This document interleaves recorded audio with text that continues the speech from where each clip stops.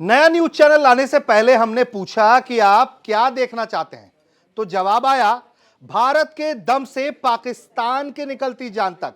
तो देखिए तक 360 गली से ग्लोब तक।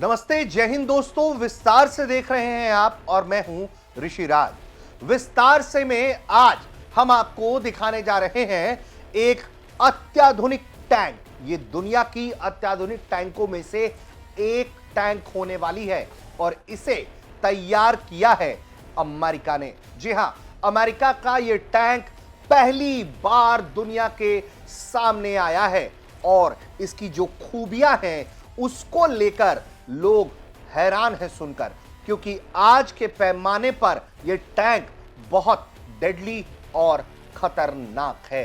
तो क्या है यह टैंक, क्या है खूबी, किसकी जगह लेंगे, यह सब कुछ हम बताएंगे इस वीडियो में आपको। तो चलिए शुरुआत करते हैं और सबसे पहले जानकारी देते हैं कि आखिर तस्वीरों में दिख रहा यह टैंक है क्या। यह है मेन बैटल टैंक का प्रोटोटाइप जिसे अमेरिका ने तैयार किया है। अमेरिका ने जिस प्रोटोटाइप टैंक को तैयार किया है वो है M1E3 अब्राम।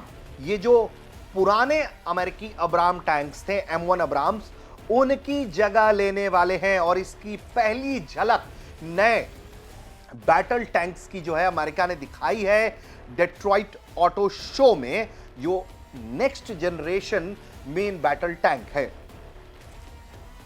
बताया जाता है कि ये जो नया टैंक है वो बेहद अत्याधुनिक है और बहुत अपग्रेडेड है। ये 1970 के दशक में डिजाइन किया गया M1 अब्राम टैंक, जो उस वक्त का मोस्ट एडवांस्ड और लीथल टैंक था, उसकी जगह लेने की तैयारी की जा रही है। खास करके ड्रोन, इलेक्ट्रॉनिक वॉरफेयर, हाईटेक खतरे, इन सबको ध्यान में रखते हुए नए मेन बैटल टैंक को अमेरिका ने बनाया है।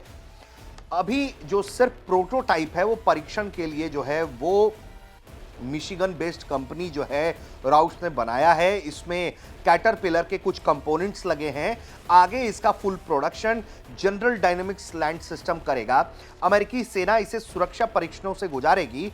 2028 से 30 तक असल में ये यूएस मिलिट्री में शामिल हो सकता है, इंडक्शन हो सकता है। अब M1E3 अब्राम्स की खासियतों को देखते समझते हैं। हाइब्रिड इलेक्ट्रिक इंजन, पुराने गैस टरबाइन इंजन की जगह अब हाइब्रिड डीजल इलेक्ट्रिक सिस्टम्स लेंगे, जो लगभग 40 से 50% ज्यादा ईंधन कुशल है, बेहतर है, कम लगेगा।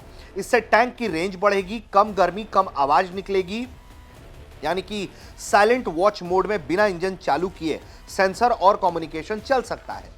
इसके अलावा अगर हम बात करें तो ये वजन में हल्का है। मौजूदा अब्राम M1A2 और सेप V3 करीब 70 से 75 टन भारी है, जबकि M1E3 का लक्ष्य इसे 60 टन तक ही रखना है। इससे बेहतर गतिशीलता, पुल रास्तों पर आसानी और ऑफ रोडिंग हैंडलिंग शामिल है। अब ड्रोन को कैसे काउंटर करेगा?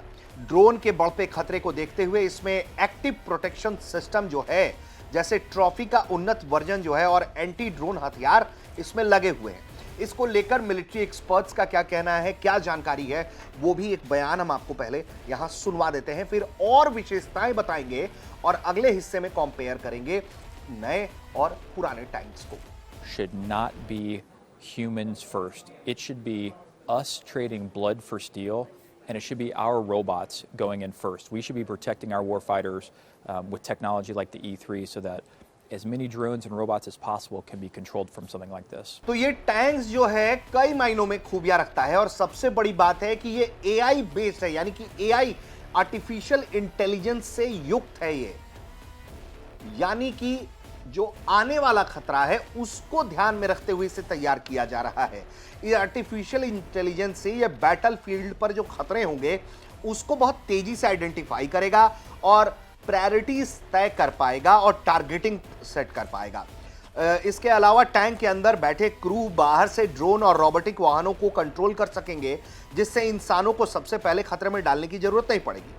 कंट्रोल गेमिंग कंसोल जैसे हैं इसके, वो बहुत आसान है, इसलिए नई पीढ़ी के सैनिक बहुत जल्दी सीख सकेंगे, क्योंकि गेमिंग कंसोल के जैसे इसका कंट्रोल पैनल है।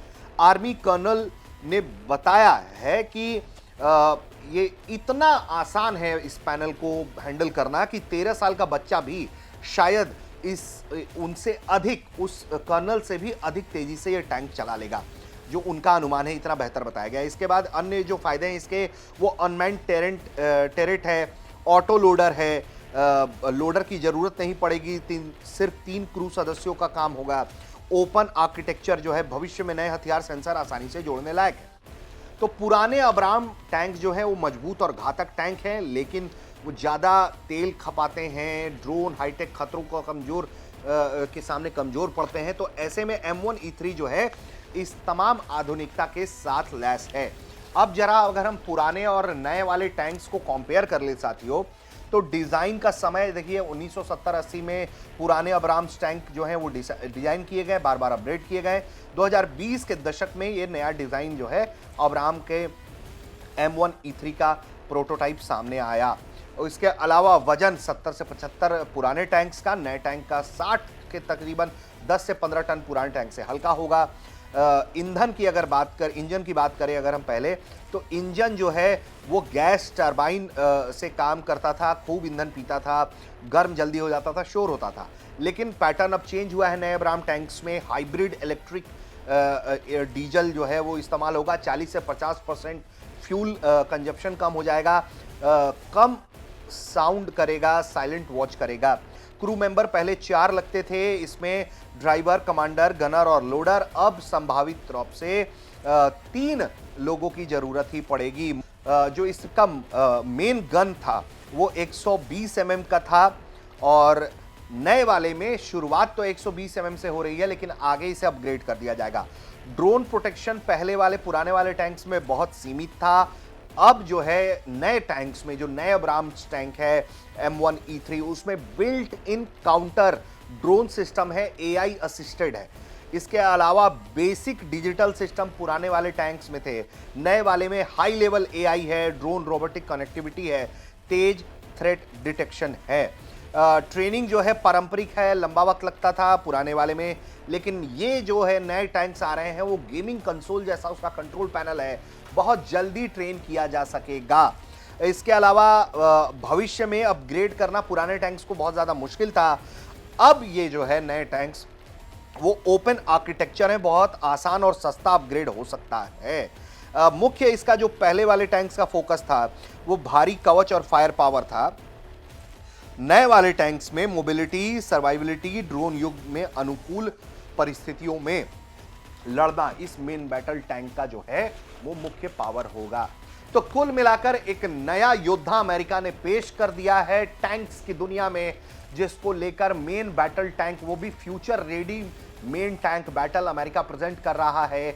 नए अब्राम्स टैंक जिसके पहली बार प्रोटोटाइपिंग जो है दुनिया के सामने आई है, डिस्प्ले किया है अमेरिका ने, और कहीं ना कहीं वो अपने पावर प्रोजेक्शन में दूसरों से एक लीड लेना चाहता है, इसलिए वो इस तरह के आधुनिकता के साथ जो है दुनिया के सामने आया है। उम्मीद करते हैं कि विस्तार से का ये एपिसोड आपको पसंद आया होगा। आपकी क्या राय है, आप कमेंट करिए और देखते रहिए